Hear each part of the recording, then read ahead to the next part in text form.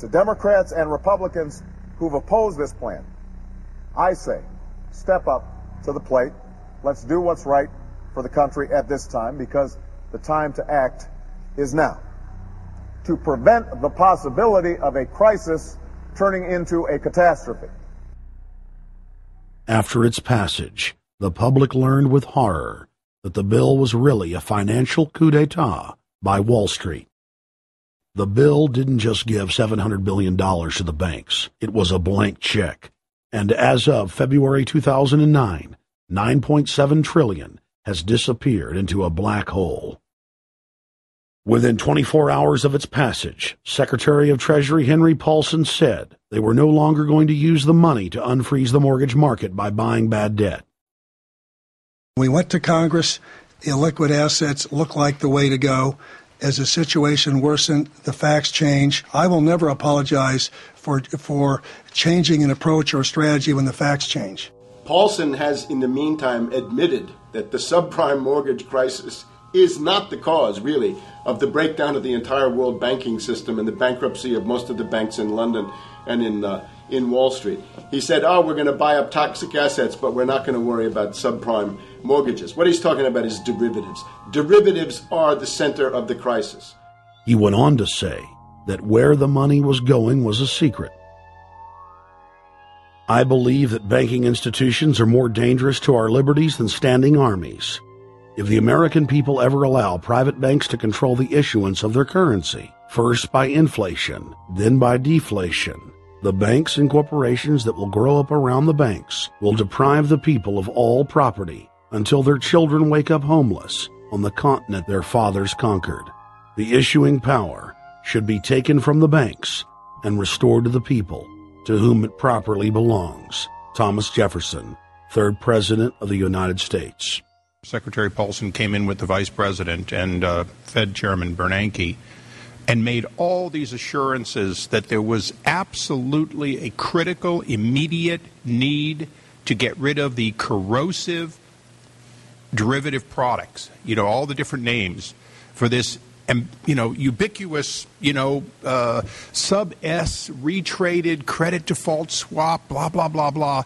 Okay? But they talked about them as though they knew what the hell they were. You got the money and you immediately said, what items, what auction? Now, the Treasury just basically cut that out of the bill. And what we have here is a situation where banks are hoarding the money that they're getting from the TARP. They're using the money to purchase other banks. And all of a sudden, the Treasury sent a signal to the banks, forget about it. We're going to give you the money that you want, and you do what you want with it. Unless you direct it specifically, it's not going to happen. I don't think anyone questions, Mr. Kashkari, that you're working hard. Our question is who you're working for. Throughout its passage, President Bush and Senator Obama worked in tandem to get Congress to pass the bill, without even having time to read it, despite the fact that in major polls, 98% of the American people were against the bill. The leadership in both parties were for it. And I really want to commend Barack Obama, because as we were involved in the this and that and different provisions of the bill to persuade people, he really gave them confidence that this was the right decision for the American people, even though it wasn't, in our view, a great bill for them to vote on. I want to take a particular moment to also thank the individual who's not here, and that is Barack Obama, who made numerous calls not only to all of us, but to members of our caucus, and helped us gather the votes on the Democratic side to pass this legislation.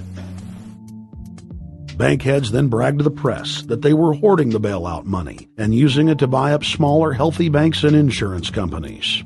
Their plan was working like a charm.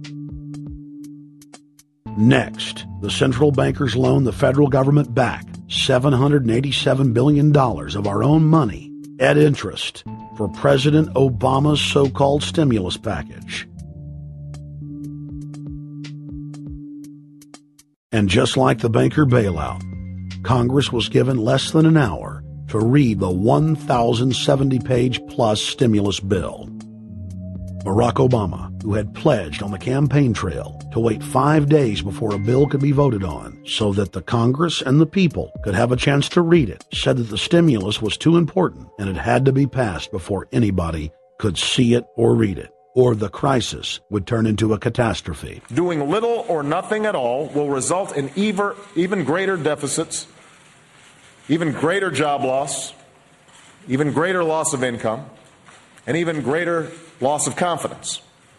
Those are deficits that could turn a crisis into a catastrophe, and I refuse to let that happen. After its Friday passage, in gangster fashion, President Barack Obama took a 4-day vacation and said that there was no rush to sign it. The spending bill was really a takeover bill, designed to further federalize the states and to pay off rich donors that had donated to both parties. As the world slid deeper into depression, the bankers celebrated the fire sale that they had created. I believe the phrase burdens of the office is overstated.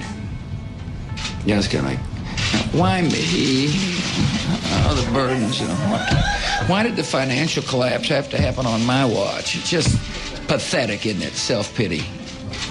And I don't believe President-elect Obama will be full of self-pity. With their access to unlimited fiat capital, they could now buy up sectors of the world economy not already controlled by them.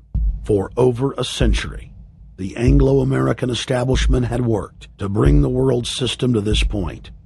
Artificially engineered global bankruptcy.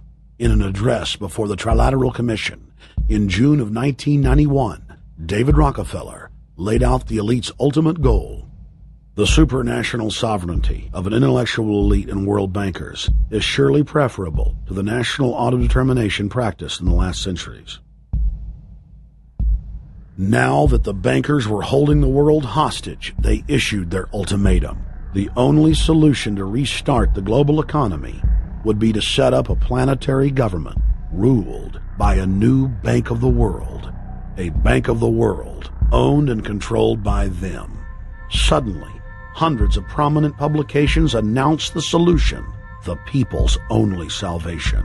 Time magazine, in an article titled The New World Order, said that the new super bank would control the world's currencies and set interest rates, and that the new bank would, quote, knock the heads of bad countries like the United States.